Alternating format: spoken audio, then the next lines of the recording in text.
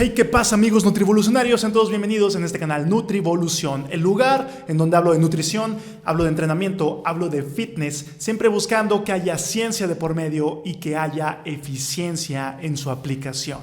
En este video voy a estar hablando acerca de las 5 comidas al día. ¿Qué tan necesarias son? Si realmente necesitamos estar comiendo cada 3 horas y si vamos a perder músculo en caso de que no estemos haciendo esta estrategia. De esto es lo que les voy a estar hablando en este video a continuación.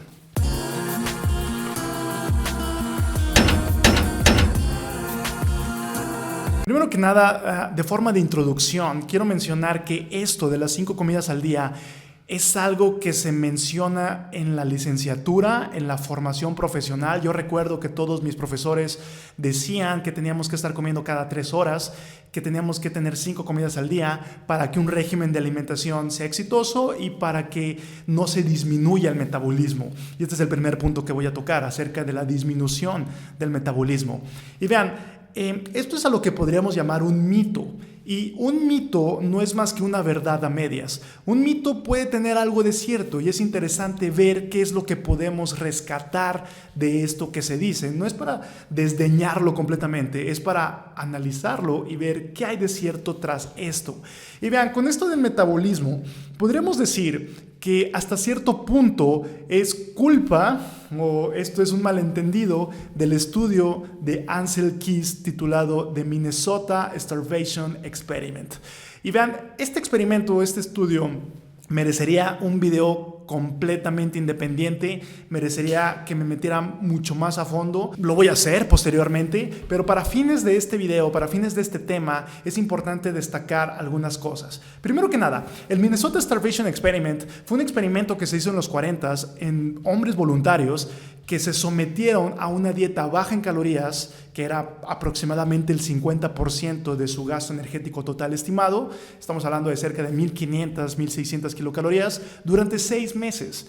Entonces tenían una actividad física considerable y durante 6 meses estuvieron bajos en calorías.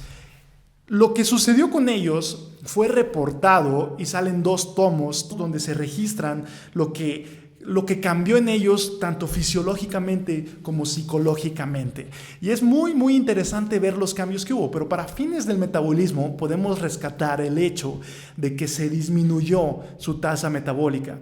Estos sujetos tuvieron una disminución en su tasa metabólica de aproximadamente el 30%, lo cual es algo considerable.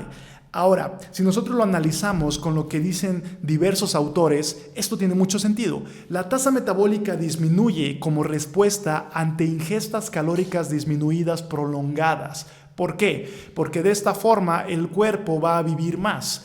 El cuerpo no sabe si esta restricción va a continuar durante mucho tiempo más o no. Entonces, al momento en que ya se prolongó, el cuerpo va a adaptarse, va a disminuir su funcionalidad, va a disminuir su metabolismo y esto le va a otorgar un mayor lapso o una mayor expectativa de vida.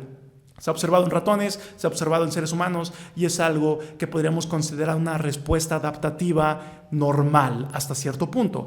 Obviamente, para fines prácticos, pues no es tan deseable. No queremos que nuestro metabolismo disminuya de esa manera porque no vivimos en un ambiente hipocalórico, vivimos en un ambiente donde hay muchos alimentos alrededor. Entonces, es más negativo hoy por hoy esto que positivo, sobre todo para los que hacen dieta durante mucho tiempo, puede resultar en algo bastante negativo. Entonces, sí es un hecho que disminuye la tasa metabólica durante la restricción calórica prolongada.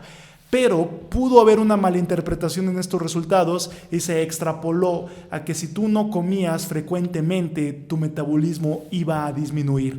Pero no sucede esto si tú estás en un día, en vez de comer 5 comidas, comes 3 comidas, tu metabolismo no disminuye en lo absoluto. Y esto es comprobado en estudios que se han hecho donde comparan el gasto energético a través de métodos que son muy fiables. Estamos hablando de agua doblemente marcada, estamos hablando de calorimetrías de todo el cuerpo que pues no muestran ningún cambio significativo entre las personas que comen pocas veces en un día a personas que tienen más frecuencia de alimentación en un mismo día, dando por hecho de que son las mismas calorías. Entonces, si la situación es equiparable en cuestión de calorías, no hay ninguna diferencia si la persona solamente come 2 veces al día o si come 6 veces al día. En cuestión del metabolismo, no se acelera, no se hace más lento, no pasa absolutamente nada. Los cambios no son considerables. E incluso se ha observado que tras aproximadamente 36 horas de ayuno completo, o sea, de no comer absolutamente nada, en esas 36 horas empieza a subir la cantidad de adrenalina basal, lo que significa que el metabolismo se aumenta. El efecto de la adrenalina es un efecto totalmente estimulante, es un efecto que viene acompañado de un aumento en la tasa metabólica. Entonces, resumiendo, si tú comes 3 veces al día a comparación de que si comes 5, dando por hecho que son las mismas calorías, no se va a alentar tu metabolismo. Y esto es algo que los metaanálisis han comprobado. En cuestión de la reducción de peso, no hay diferencias entre los que comen mucho, pocas veces, a poco, muchas veces. No hay diferencia alguna. Hay un metaanálisis que compara los estudios y que concluye esto. Entonces, no hay mucho de qué preocuparse. Ese es el primer punto con respecto a la tasa metabólica. No hay mucho en lo absoluto de qué preocuparse. Paso al punto número 2, ayuno y masa muscular. También se dice que si tú no tienes una ingesta de proteínas en específico, pero una ingesta cada cierto tiempo, va a haber una degradación muscular, vas a estar perdiendo músculo. Y vean, sí puede haber una degradación muscular dependiendo de distintos factores. Por ejemplo, el primero de estos factores es que si tú agotas tu glucógeno hepático, entonces puedes obtener nueva glucosa a partir de aminoácidos como la alanina que se obtienen del tejido muscular. Este proceso es llamado gluconeogénesis. Y repito, es obtener glucosa a partir de compuestos que no son hidratos de carbono, que no son carbohidratos. Aquí la cosa está en que para depletar el glucógeno hepático, dando por hecho que tu alimentación previa ha estado en orden, para depletar tu glucógeno hepático deberías hacer un montón de actividad física intensa o pasar bastantes horas sin consumir alimentos, sin consumir hidratos de carbono en específico. Dando por hecho de que tú tienes una dieta normal, de que tú no vas a pasar más de 16, 18 horas sin consumir alimentos, que podríamos decir que es el tiempo en el que se agotaría el glucógeno hepático en una situación normal, con una actividad física relajada, entonces no tienes mucho de qué preocuparte. En dado caso de que ya estén pasando más de 18 horas sin haber consumido alimento, entonces sí podríamos decir que pudiera haber cierta degradación muscular para obtener glucosa a partir del aminoácido alanina, que se va a obtener, repito, del tejido muscular.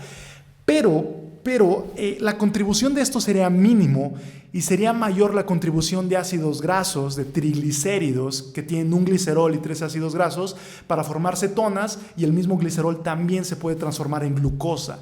Entonces, si bien podría haber una pequeña pérdida muscular, esto vendría de la mano con una mayor pérdida de grasa corporal o una mayor tasa de oxidación de grasa corporal, lo cual, pues bueno, representaría potencialmente un beneficio porque estás perdiendo grasa o porque estás definiendo tu masa muscular, por decirlo de algún modo. Entonces, no hay mucho de qué preocuparse, sinceramente. Y esto podría ser prevenido fácilmente al tener una ingesta normal, al no pasar más de 18 horas sin consumir alimentos.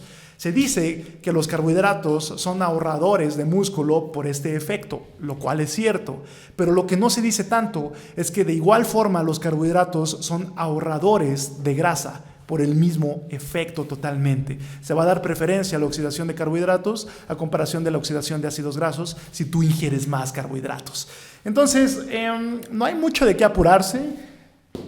En dado caso, alguna suplementación con aminoácidos pudiera evitar, en caso de que tú vayas a pasar mucho tiempo sin ingerir alimentos, y cuando digo mucho me refiero a más de 16 horas, entonces ahí sí podría aplicar alguna suplementación con aminoácidos que se encargara de tratar de amortiguar este efecto catabólico. Dando por hecho, esto sí es muy importante, dando por hecho que cumplas con 2 cosas. La primera de ellas es un aporte de proteína total en un día a día, que tengas los requisitos, que tengas el aporte de lo que necesitas de proteína en un día a día. No importa si es en una comida, no importa si son 2, 3 comidas, pero que tú cumplas con tus gramos que necesitas ingerir cada día. Si tú tienes este punto y el segundo, que es el estímulo mecánico del ejercicio de fuerza o resistido, entonces déjame decirte que no hay mucho de qué preocuparse si no pasas comiendo cada 3 horas. Si se te pasa alguna comida,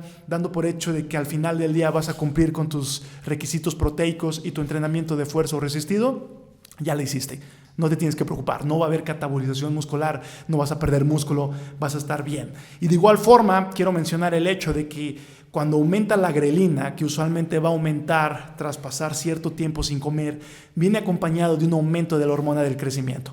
Entonces, la hormona del crecimiento tiene un efecto tanto lipolítico, movilización y a la vez oxidación de ácidos grasos, como de preservación de masa muscular. Entonces, siempre es buena idea tener, hasta cierto punto, lógicamente, una secreción endógena natural de hormona de crecimiento, y esto es bueno, esto es positivo para fines fitness. En conclusión, vean, esto de las 5 comidas es bastante independiente y es bastante variable. Si bien no es necesario, también puede haber personas que sea más útil comer 5 comidas al día por X o por Y razón.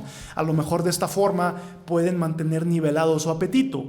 Por el contrario, puede haber personas que comiendo menos, pero más cantidad en cada ingesta, puedan controlar su apetito de mejor forma. Esto sí es muy individual, esto sí es muy independiente de cada uno de nosotros, pero la cosa aquí es no clavarnos en que necesariamente necesitamos 5 ingestas al día. Lo que tú necesites se va a acomodar en las ingestas que sea más práctico para ti. Si es una, adelante, podría ser. Necesitas hacer una buena comida que cumpla con tus necesidades del día a día. Es complicado hacer una sola comida porque necesitarías meter una gran variedad de alimentos y hasta cierto punto una cantidad de calorías que pudiera ser elevada para una sola ingesta.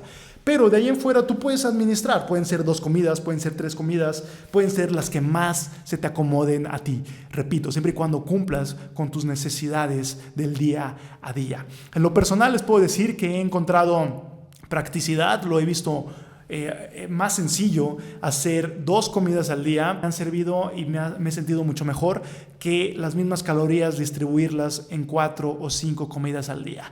Para mí es una mejoría en el apetito, es una mejoría en la situación mental de no tener que estarme preocupando por estar teniendo que preparar los alimentos, transportarlos a donde yo vaya, etc.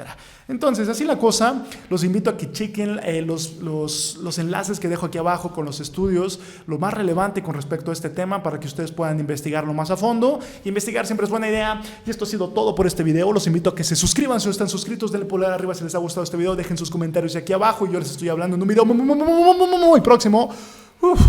No sin antes recordarles que vayan, sepan cuál es la cantidad de calorías, la cantidad de proteínas, la cantidad de hidratos de carbono, la cantidad de lípidos que necesitan, la cantidad de lo que necesitan en un día a día. Distribúyanla como mejor les convenga y levanten esa barra.